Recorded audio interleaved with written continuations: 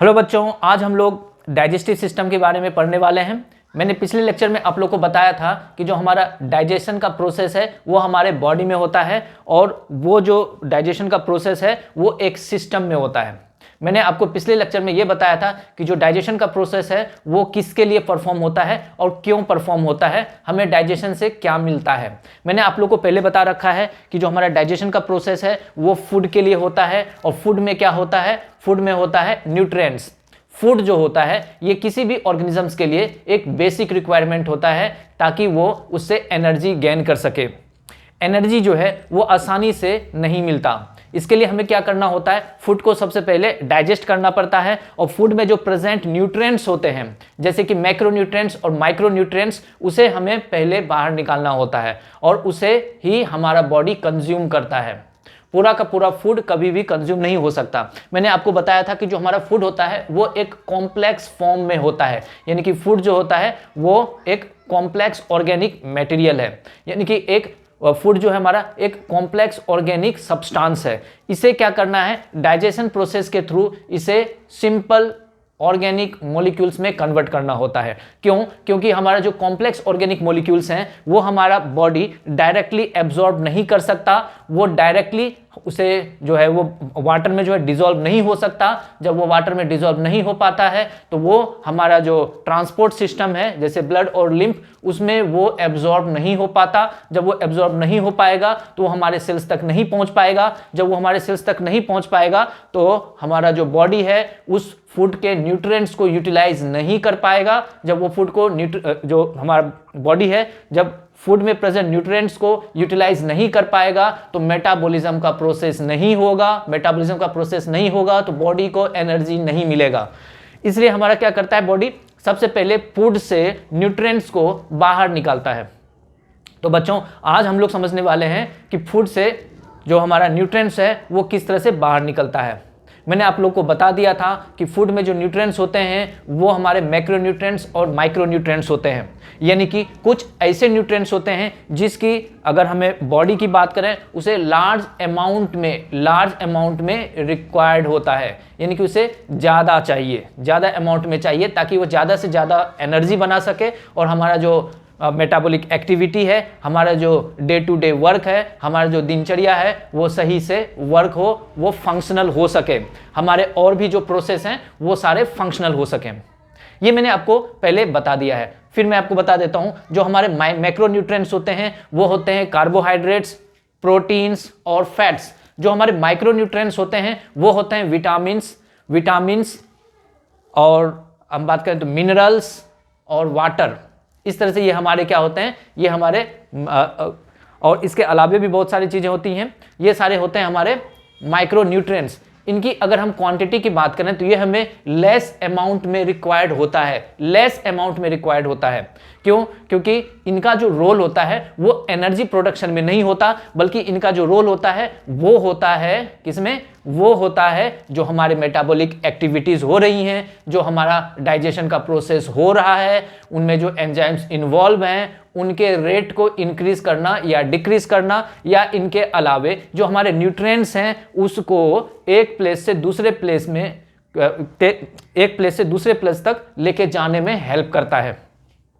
तो ये हमारा जो माइक्रोन्यूट्रिएंट्स होता है इनका फंक्शन होता है, ठीक है। यानी कि हमारे जो माइक्रोन्यूट्रिएंट्स होते हैं वो डाइजेस्ट नहीं होंगे और हमारे जो मैक्रोन्यूट्रिएंट्स होते हैं वही केवल डाइजेस्ट होते हैं। ये मैंने आपको पिछले जो लेक्चर है उसमें बता रखा है, वो आप मेरा वीडियो देख सकते हैं, उसमें से आपको सारे इंफॉर्मेशंस मिल जाएगा। आज जो मैं आपको बताने वाला हूं डाइजेस्टिव सिस्टम के बारे में।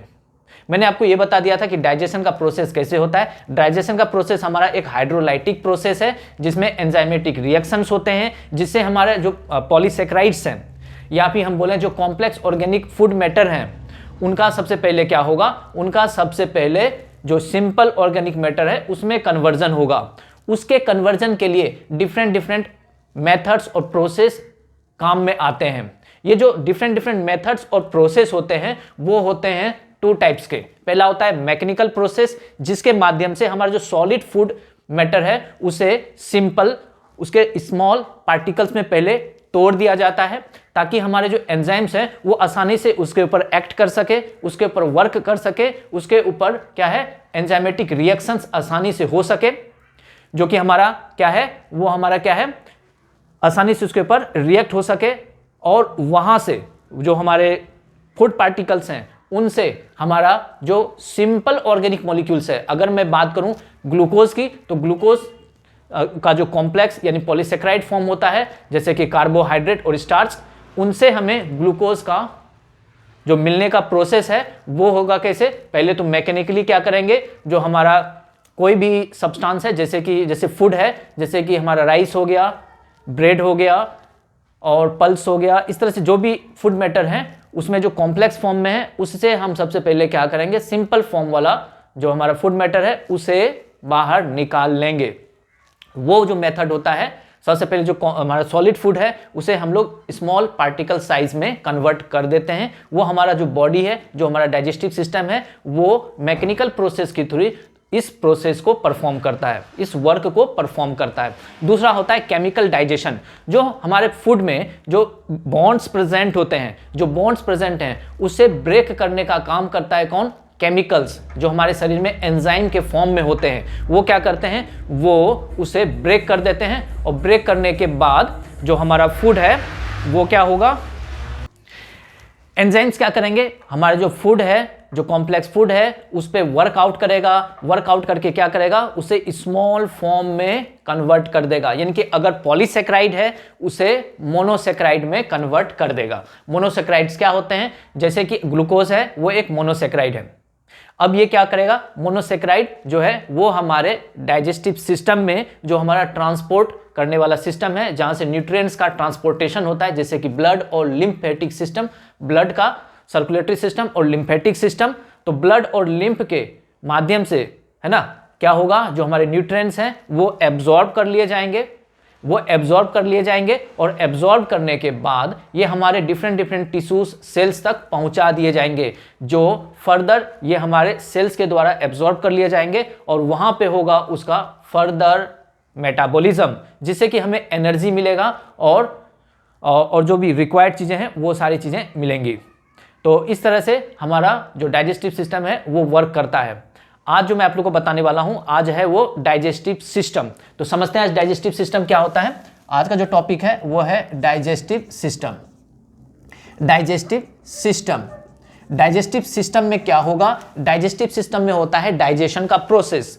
डाइजेस्टिव सिस्टम में क्या होगा, डाइजेशन का प्रोसेस। अब जैसा कि आपको पता है यह है मेरा डाइजेस्टिव सिस्टम, इसका मतलब हुआ यहां पे हमारा डाइजेशन होगा, और कैसे होगा, एक सिस्टम के फॉर्म में। बिना उस सिस्टम में गए डाइजेशन का प्रोसेस नहीं हो सकता। सिस्टम क्या होता है, जब डिफरेंट पार्ट्स मिल करके कोई एक ऑर्गेनाइज्ड स्ट्रक्चर का फॉर्मेशन करता है तो हम उसे सिस्टम कहते हैं। जब डिफरेंट पार्ट्स मिलके किसी एक ऑर्गेनाइज्ड फॉर्म का फॉर्मेशन करेगा तब हम उसे सिस्टम कहेंगे, डिफरेंट पार्ट्स। अगर हम बात करें डाइजेस्टिव सिस्टम का, तो हमारा डाइजेस्टिव सिस्टम जो होता है वो टोटल 2 पार्ट से मिलकर के बना होता है। एक होता है हमारा एलिमेंट्री कैनाल, एक होगा हमारा एलिमेंट्री कैनाल, और दूसरा होगा एक होगा एलिमेंट्री कैनाल और दूसरा होगा ग्लैंड्स। ग्लैंड्स जिसको हम लोग एक्सेसरी ग्लैंड्स भी कहते हैं। जो ग्लैंड्स होते हैं ये हमारा डाइजेशन के प्रोसेस में हेल्प करता है। बगैर ग्लैंड्स का डाइजेशन का प्रोसेस इजीली नहीं हो सकता है। अगर हम एलिमेंट्री कैनाल की बात करें तो हमारा जो एलिमेंट्री कैनाल है वो एक पाइप लाइक स्ट्रक्चर होता है। ठीक है, पहले एलिमेंट्री कैनाल, दूसरा है ग्लैंड्स। एक हो गया मेरा एलिमेंट्री कैनाल, दूसरा हो गया ग्लैंड्स। अब है एलिमेंट्री कैनाल क्या होता है। जैसा कि मैंने आपको कहा जो हमारा एलिमेंट्री कैनाल है, जो हमारा एलिमेंट्री कैनाल है, एलिमेंट्री कैनाल है, जो मेरा एलिमेंट्री कैनाल है, ये एक पाइप लाइक स्ट्रक्चर होता है। ये कैसा होगा, ये होगा एक पाइप लाइक स्ट्रक्चर। ये होगा हमारा एक पाइप लाइक स्ट्रक्चर, और इसकी 2 ओपनिंग्स होती हैं। एक इसकी 2 ओपनिंग्स होती हैं। ये एक पाइप लाइक स्ट्रक्चर है और इसके 2 ओपनिंग्स होते हैं। इसके कितने ओपनिंग्स होंगे, इसके टोटल 2 ओपनिंग्स होंगे। ओके,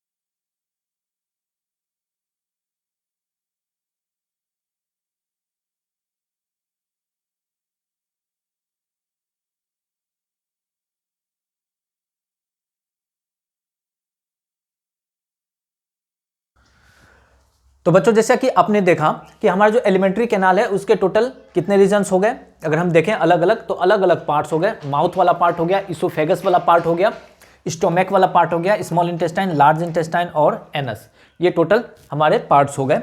अब है कि जो हमारा एलिमेंट्री कैनाल है उसका ओरिजिन किस तरह का होता है। अगर हम बात करें ओरिजिन की तो हमारा जो एलिमेंट्री कैनाल है इसका एक्टो एंडोडर्मल इन ओरिजिन होता है। अगर हम एलिमेंट्री कैनाल की बात करें तो इसका अगर ओरिजिन की बात करें, अगर हम ओरिजिन की बात करें तो ये होता है एक्टो एंडोडर्मल इन ओरिजिन, इसका एक्टो एंडोडर्मल ओरिजिन होता है। अब है कि इसमें एक्टो एंडोडर्मल ओरिजिन है तो वो कौन कौन से पार्ट्स हैं जो जिसका ओरिजिन एक्टोडर्म से होता है और वो कौन से पार्ट्स होते हैं जिसका ओरिजिन एंडोडर्म से होता है। अगर हम बात करें तो माउथ वाला पार्ट और अगर हम बात करें एनस वाला पार्ट, तो इस दो पार्ट्स का ओरिजिन जो है वो है हमारा किससे, एक्टोडर्मल। यानी कि अगर हम बात करें एक्टोडर्मल ओरिजिन, अगर हम बात करें एक्टोडर्मल ओरिजिन तो हमारा कौन कौन सा पार्ट होगा, एक होगा माउथ वाला पार्ट और दूसरा होगा एनस वाला पार्ट। ये जो दो पार्ट्स होते हैं इसका ओरिजिन जो होता है वो एक्टोडर्मल इन ओरिजिन होता है। और अगर हम बात करें एंडोडर्मल इन ओरिजिन, जो एंडोडर्मल इन ओरिजिन होता है वो हमारे कौन कौन से पार्ट्स हो गए, अगर हम देखें तो यहां पे हमें पता चलता है ये हैं इसोफेगस, स्टोमैक और इंटेस्टाइन, जिसमें हमारा दोनों इंटेस्टाइन आ जाएगा, लार्ज एंड स्मॉल इंटेस्टाइन। ये दोनों इंटेस्टाइन आ जाएंगे, लार्ज एंड स्मॉल इंटेस्टाइन। ये जो इंटेस्टाइन है इनका अगर ओरिजिन की बात करें तो ये होता है हमारा कैसा, माउथ और एनस का हो गया एक्टोडर्मल ओरिजिन। और अगर हम बात करें इसोफेगस, स्टोमैक और इंटेस्टाइन तो इसका ओरिजिन हो गया एंडोडर्मल इन ओरिजिन। तो ये ओरिजिन हो गया। अगर हम इसके लेयर्स की बात करें, ये जो हमारा पूरा का पूरा एलिमेंट्री कैनाल है, एलिमेंट्री कैनाल में अगर लेयर्स की बात करें तो टोटल इसमें 4 लेयर्स होते हैं। वो देख लेते हैं कौन कौन से लेयर्स होते हैं। तो आपने देख लिया एलिमेंट्री कैनाल जो है मेरा, ये क्या है, एलिमेंट्री कैनाल जो है मेरा वो है एक pipe like structure. It is a pipe like structure. ये जस्ट पाइप लाइक स्ट्रक्चर होता है और इसी में हमारे डिफरेंट पार्ट्स होते हैं। इस तरह से हमारा एलिमेंट्री कैनाल बना हुआ होता है। अब है एलिमेंट्री कैनाल का हमने ओरिजिन देख लिया, एलिमेंट्री कैनाल के कौन कौन से पार्ट्स होते हैं देख लिया। अब है कि एलिमेंट्री कैनाल्स के जो वाल्स होते हैं, जो इनके ट्यूब्स हैं, ये किस तरह के होते हैं। ये क्या सिंगल एक ट्यूब लाइक स्ट्रक्चर है या इसमें भी कुछ लेयर्स होंगे। तो इसमें हमारे टोटल 4 लेयर्स होते हैं। अगर इसमें बात करें तो इसमें टोटल 4 लेयर्स होते हैं। उसको मैं एक्सप्लेन करता हूं अभी।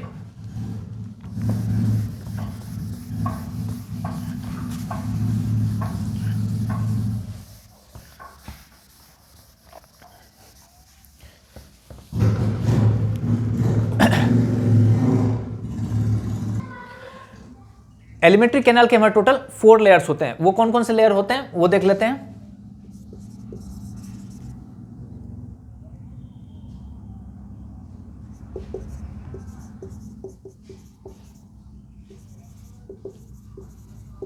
Layers involve of alimentary canal, इनके कौन कौन से लेयर होंगे।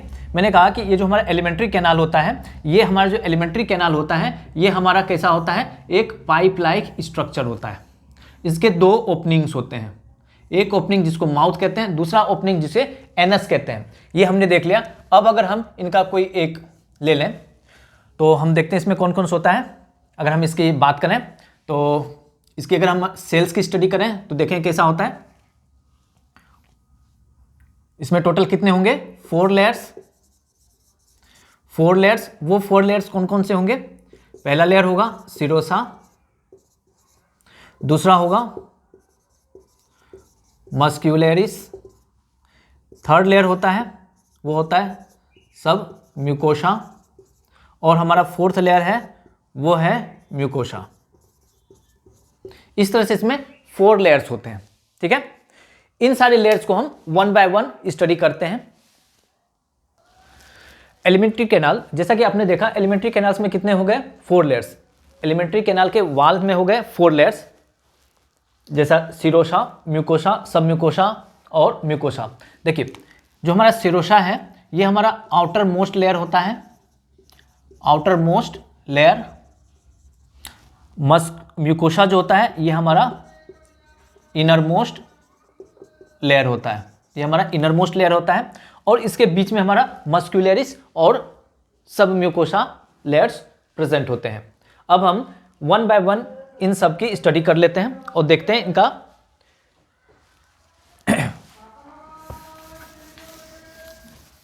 सिरोसा। अगर हम सिरोसा की बात करें तो सिरोसा कैसा होगा हमारा, ये हमारा आउटर मोस्ट लेयर है, आउटर मोस्ट लेयर है, और it consist of mesothelium and connective tissue.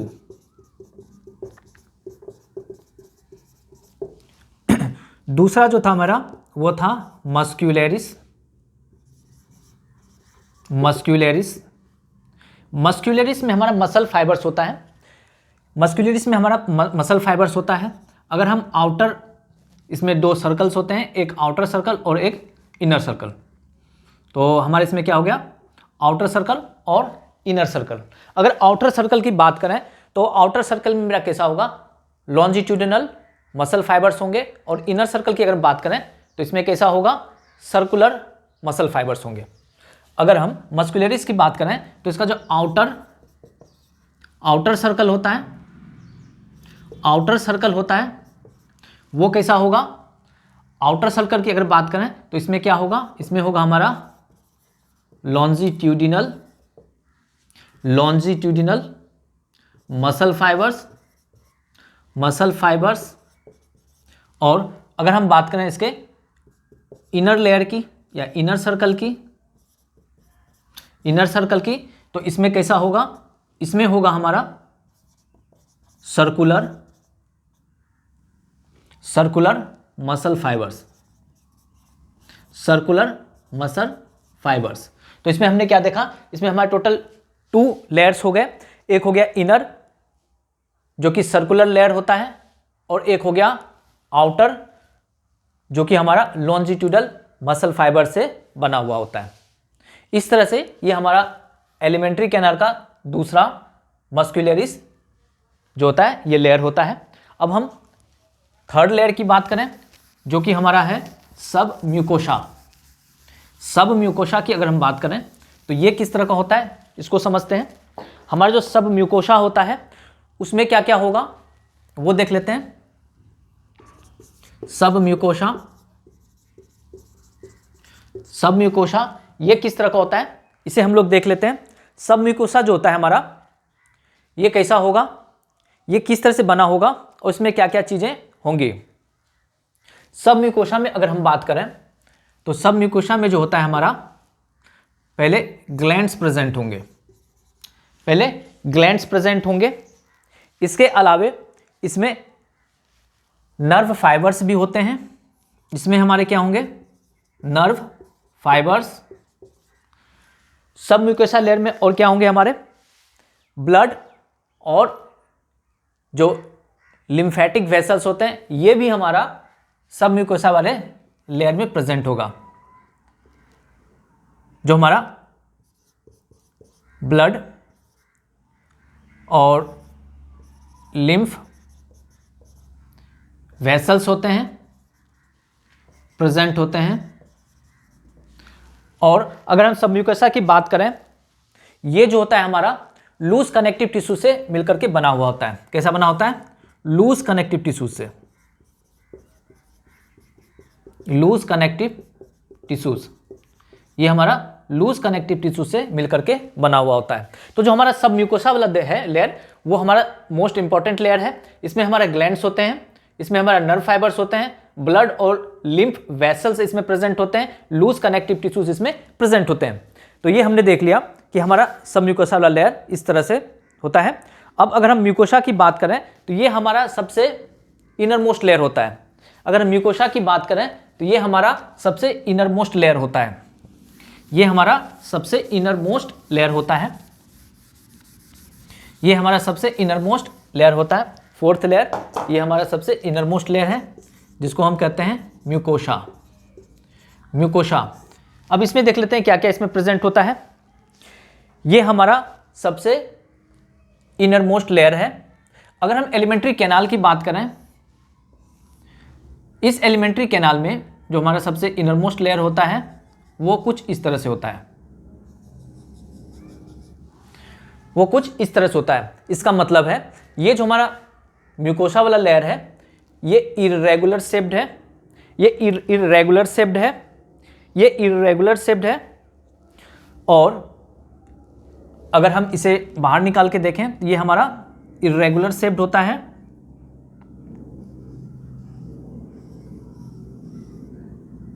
ये हमारा सब म्यूकोसा के ऊपर होता है। और अगर हम इसकी बात करें तो इनके सेल्स की अगर हम बात करें तो ये जो सेल्स हैं,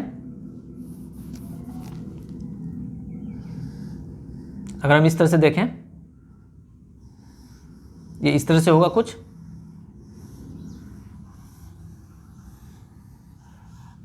तो ये कुछ इस तरह से होगा। ये जो है अगर हम देखें तो ये हमारे फिंगर लाइक स्ट्रक्चर्स हैं, फिंगर लाइक स्ट्रक्चर्स, जो कि हमारा